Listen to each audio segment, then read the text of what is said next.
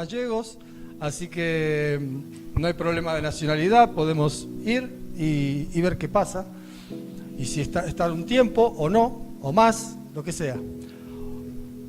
Otros, como muchos de los hermanos venezolanos, que hoy hay pocos, no están todos los que suelen estar, han venido, la mayoría de ellos, directamente porque su país está en crisis, huyen de su país, porque la situación es tan tremenda, tan seria, tan grave, que huyen buscando un futuro mejor. Otros han venido como Dora de Colombia, creo que aquellos chicos también, ¿verdad? Han venido de Colombia, hay un grupo muy grande que han venido de Brasil también. Cada uno tiene sus motivos, pero algunos, los menos de los que están aquí hoy, creo que solamente está Lenir y André, que hoy no puede estar con nosotros, han venido no porque lo estaban pasando mal, no porque tenían ambición de algo mejor o porque querían conocer Europa, sino porque un día recibieron un llamado de Dios, una palabra de Dios clara y específica a dejar su casa, dejar su comodidad, dejar su situación y venir, en este caso, ahora, en este tiempo, a Orense, a compartir con nosotros, a ser de una ayuda idónea para la iglesia, una ayuda espiritual y de todo tipo, ¿no? Y ellos han tenido una palabra clara. Me estaba olvidando, otros, como Austin, como las chicas aquí, como Jamaica, como Price, como Marie, que anda por ahí, han venido por estudios o por intercambios para hacer una experiencia nueva en sus vidas, conocer una nueva cultura, de paso dar clases de inglés o de francés o de otras cosas. O sea, cada uno ha venido con un motivo distinto y ha tenido que dejar cosas. Pues yo quería hablarte brevemente de un hombre que vivió hace alrededor de 3.850 años, que se llamaba Abraham, y más o menos todos, más o menos conocemos su historia, conocemos de qué va el tema. Y le voy a pedir a Kaique que por favor me ponga un plano de Asia. Ahí está. No sé si reconocen ese sitio, pero bueno, más o menos, para que se hagan una idea, aquí está Jerusalén, por aquí está Israel hoy, por aquí todo esto que va así, hasta ahí arriba es Irak, allí arriba es Turquía y por aquí arriba es Siria hoy, ¿verdad? Bueno, y dice el libro de Génesis, en el capítulo 12, versículo del 1 al 4, dice lo siguiente. Mejor les voy a recordar algo anterior para entrar en situación, para que no nos perdamos con el relato, para no leer todo. Vuelve al mapa, por favor. Bien, aquí abajo, no sé si no se llega a leer, aquí dice Ur de los caldeos. Es una posición aproximada, los arqueólogos no están seguros exactamente si es ahí, un poquito más allá, pero para que se hagan una idea, casi ahí al lado de donde marcaba Ur, hoy hay una ciudad que se llama Basora. Basora la habrán oído nombrar mucho durante la guerra de Irak, ¿verdad? Ahí está Basora. Más arriba, por aquí, está Babilonia. Por allí arriba hay otras ciudades conocidas. Alepo. ¿Le suena Alepo de la guerra de Siria, verdad? Ya estaba hace 4.000 años, Alepo ya estaba. Y bueno, Damasco, y llegan luego a Jerusalén, o sea, la tierra de Canaán, etc. Vale. Abraham había nacido en Ur. Abraham era descendiente, ¿alguien sabe de quién? De Noé, más precisamente de Sem, de su hijo Sem, ¿verdad? Y Abraham nace en esa tierra.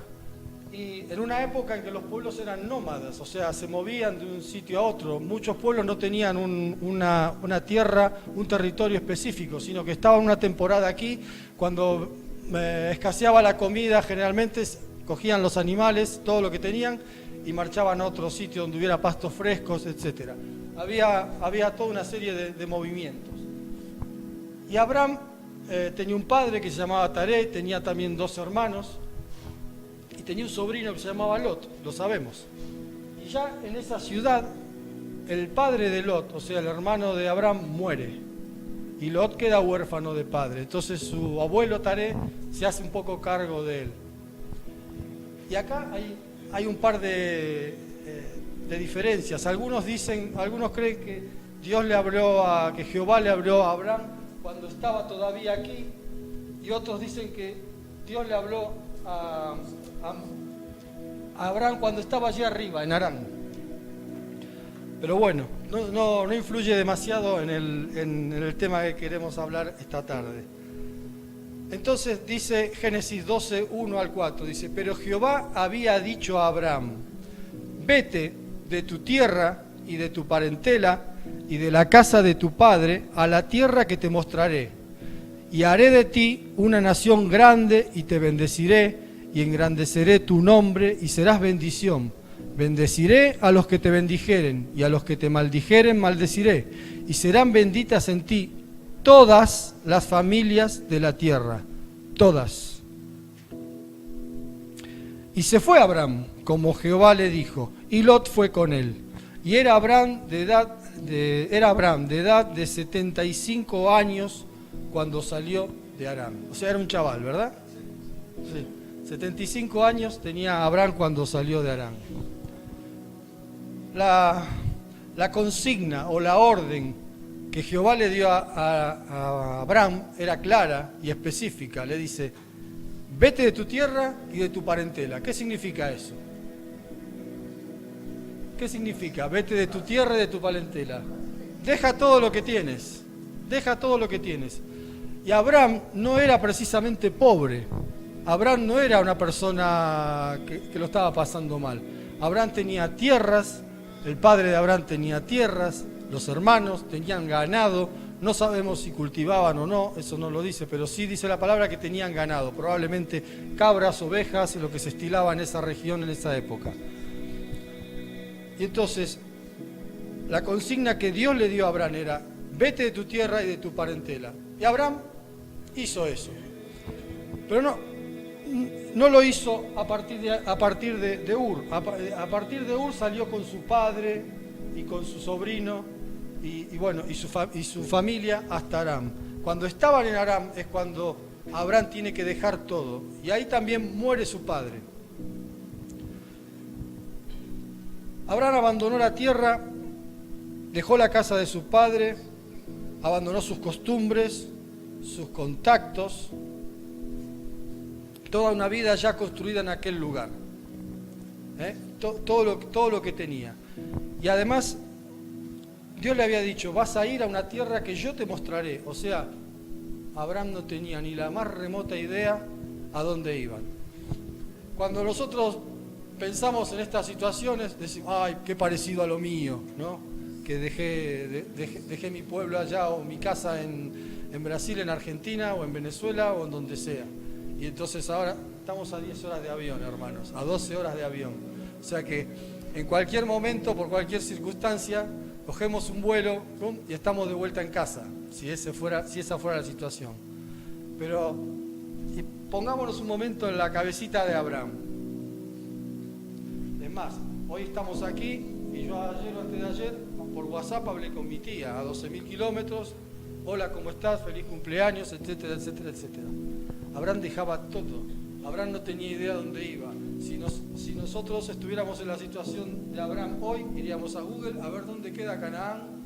Voy a mirar, tengo tantos kilómetros por acá, por acá. No, Abraham no tenía ni idea dónde iba, dónde Dios lo quería llevar.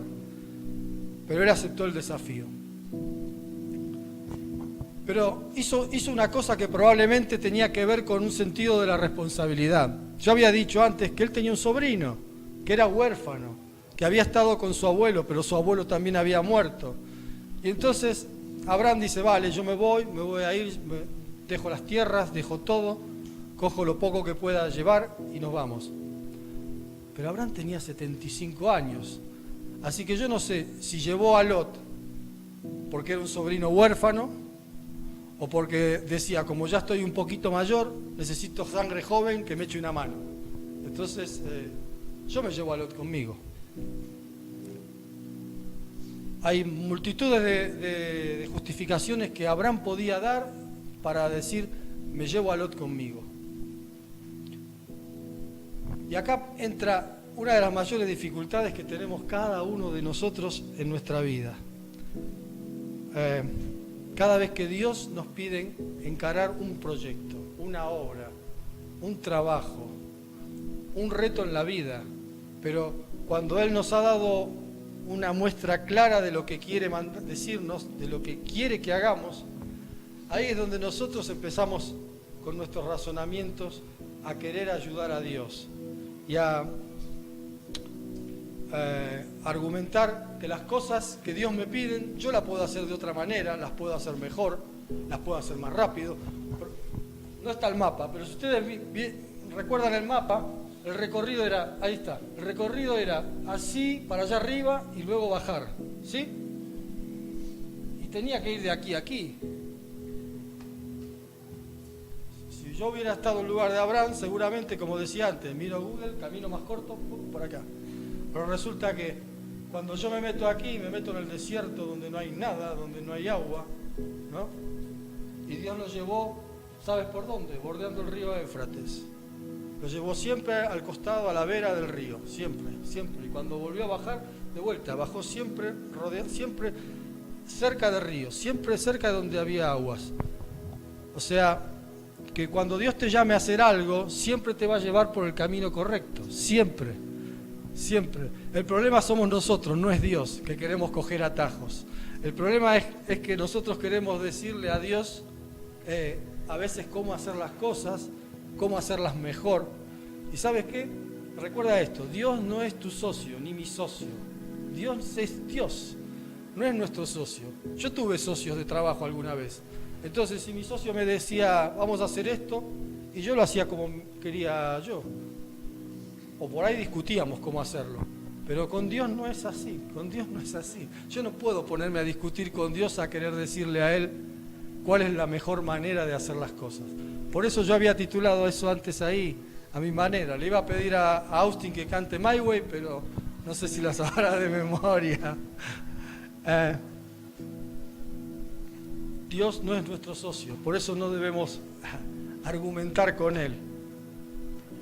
Y nos cuesta reprimir el deseo de querer hacer las cosas como a mí me parece, a nuestra manera, como decíamos. Nos cuesta.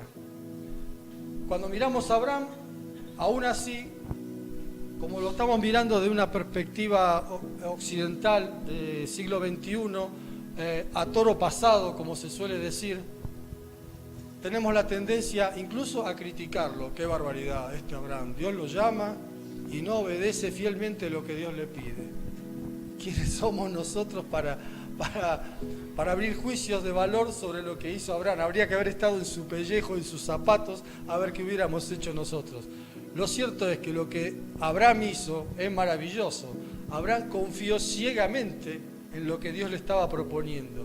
Le estaba diciendo, nada, una tontería. Mira, tú vas a ir donde yo te digo, vas a dejar todo lo que tienes, y yo de ti voy a hacer un pueblo excelente, voy a hacer una nación maravillosa. Y de esa nación van a ser uno que va a bendecir a todas las naciones de la tierra. Y Abraham podría decir, anda, ¿qué me estás contando? ¿Qué es eso? Pero no, esa no fue la reacción de Abraham. Abraham aceptó el reto y comenzó a cumplir con el desafío. Ahora,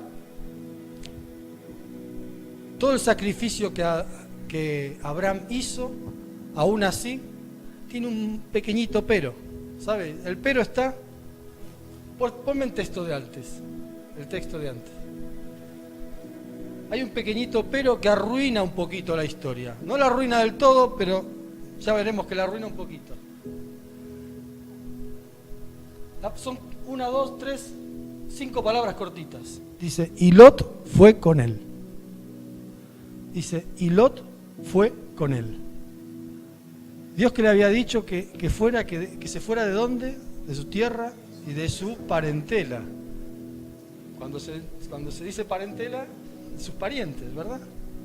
Solamente fuese su familia directa, pero que su parentela no fuera.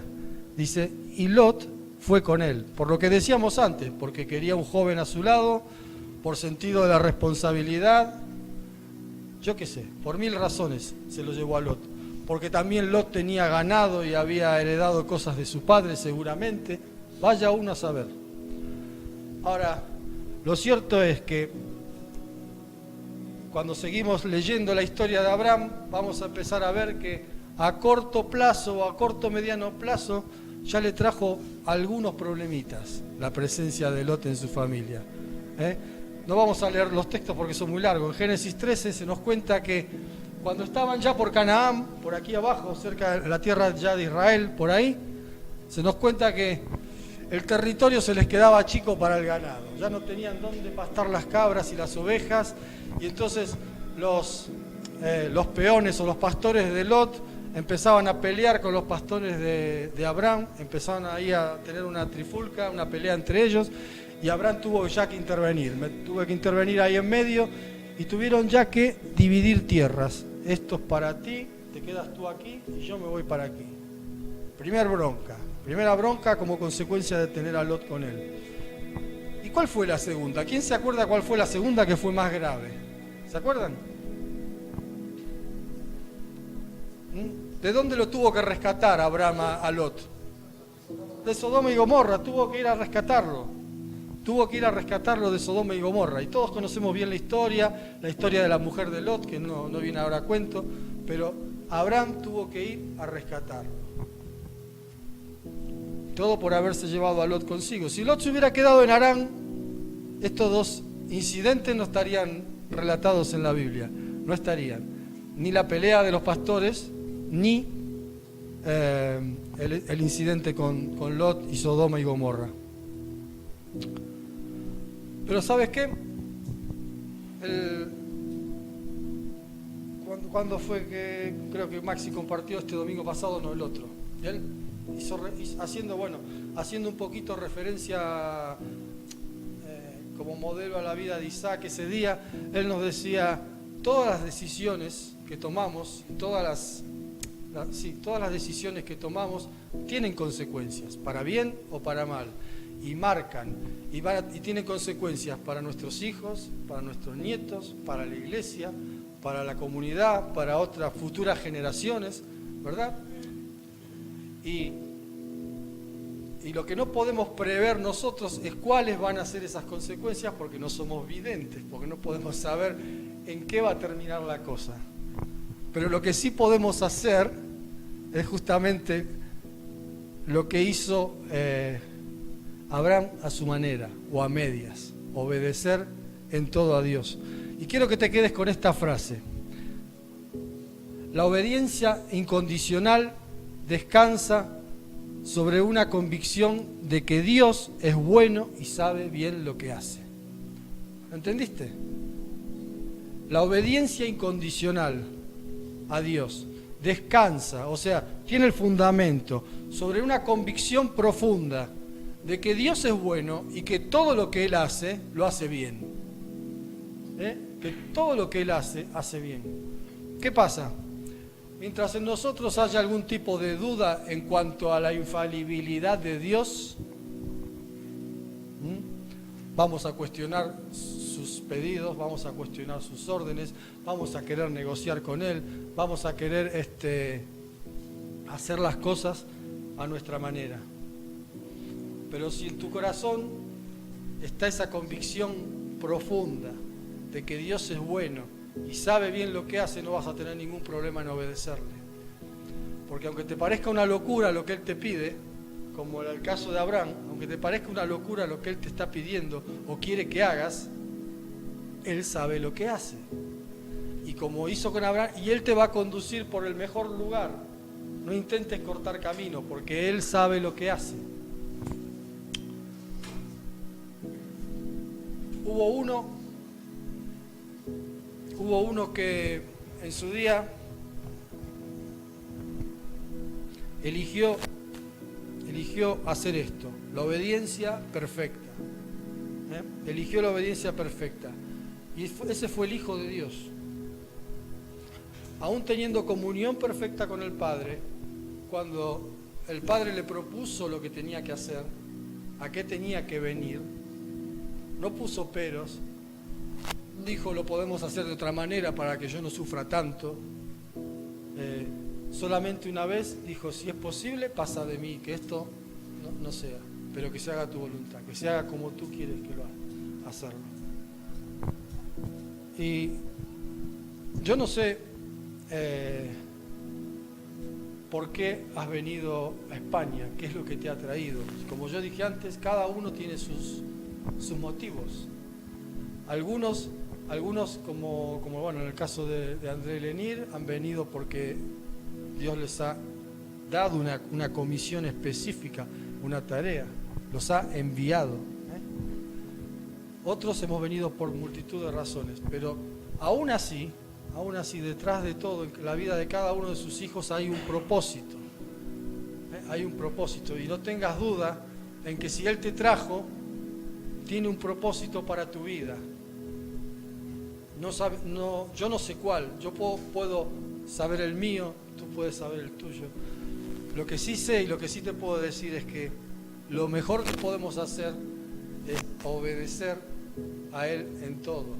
Obedecerle sin, ¿cómo decirlo?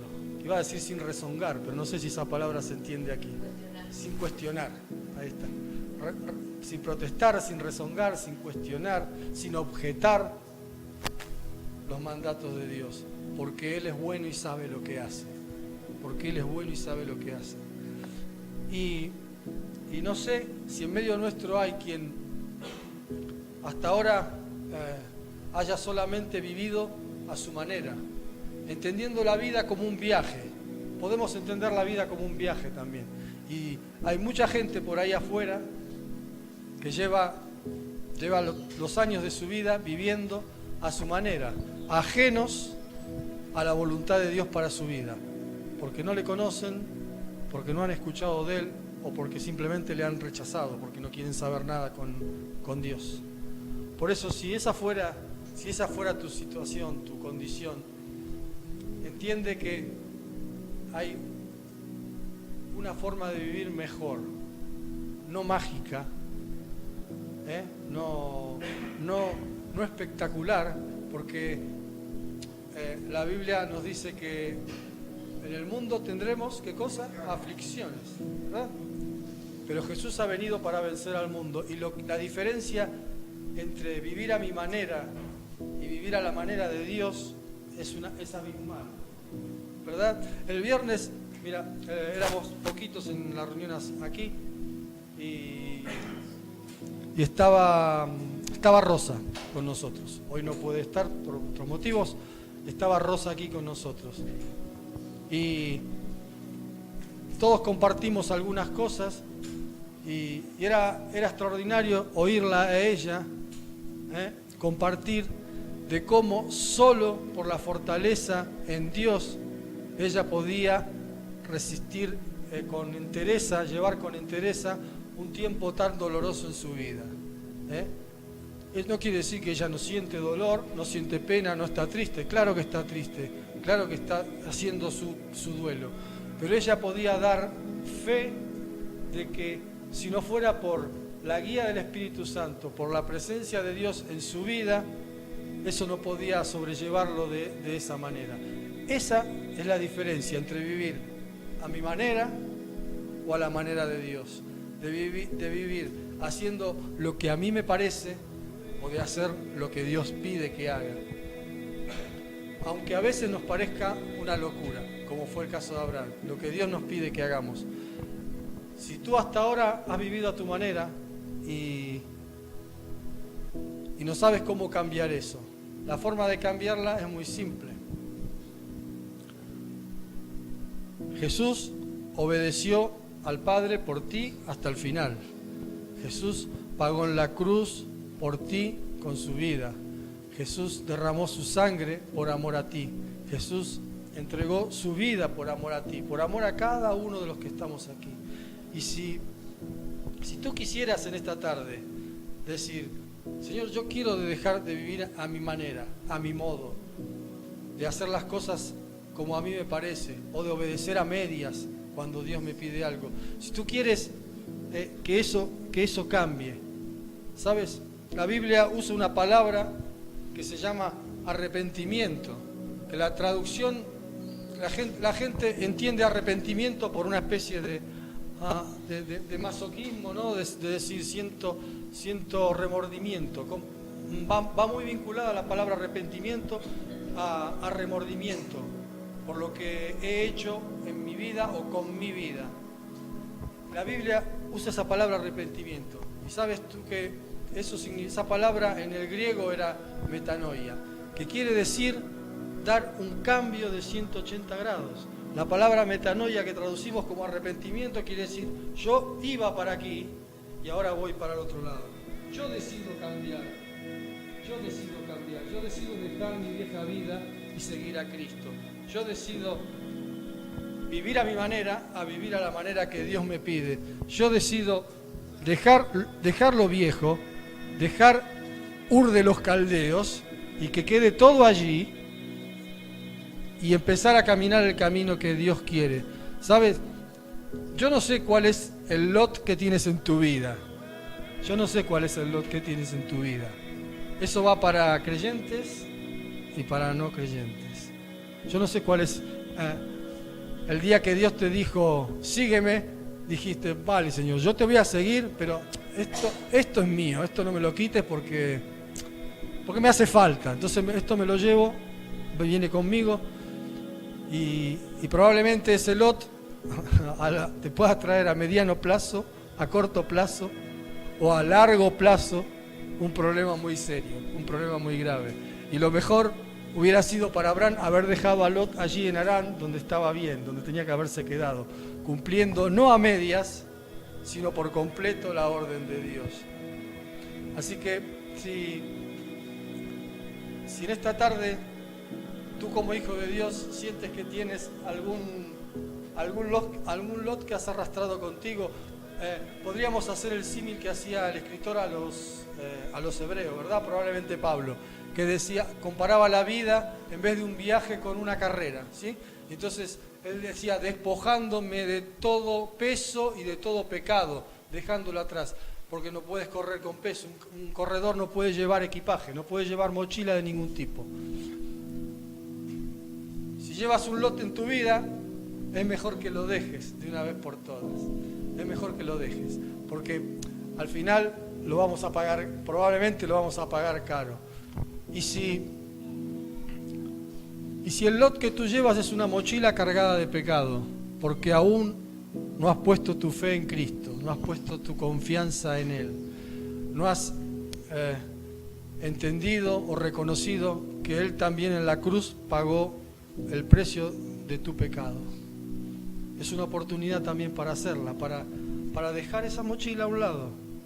Dice la Biblia que cuando Dios nos perdona, nuestros pecados son arrojados al fondo del mar. Dice, y nunca más me acordaré de ellos.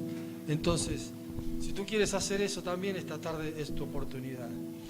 Esto es muy sencillito, muy simple. De aplicar, no sé si tanto. De decirlo y de entenderlo, probablemente sí. Pero decía creo que era un pastor, dejó una frase que decía, dijo una vez, Jesús ha hablado, suya es la palabra de Dios, nuestra la obediencia.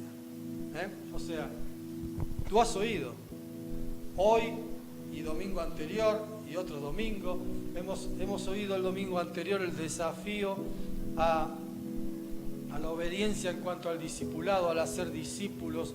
Es, como decíamos el viernes, es un hilo conductor en las últimas predicaciones en cuanto a la necesidad no de ser cristianos, ¿cómo decirlo?, nominales, de boca, sino ser discipuladores.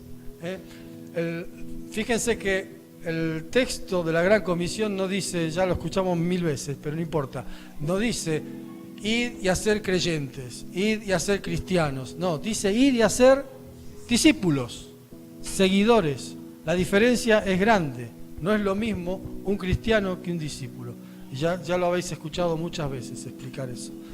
Por lo tanto, lo escuchamos, lo sabemos, pero parece que seguimos diciendo, bueno, vale, sí, yo lo entiendo, pero yo voy a seguir a mi manera, yo voy a seguir haciéndolo, te voy a obedecer, Señor, yo voy a ser fiel a ti, pero voy a ser fiel a mi manera, a media, conservando aquello que me gusta, llevándome a mi lot a la espalda. Y no es eso lo que Dios demanda de cada uno de nosotros. Yo les voy a pedir que por favor nos pongamos de pie para ya terminar. Y recuerda, lo repito otra vez más, perdona que sea pesado, la obediencia incondicional descansa sobre la convicción de que Dios es bueno y sabe bien lo que hace.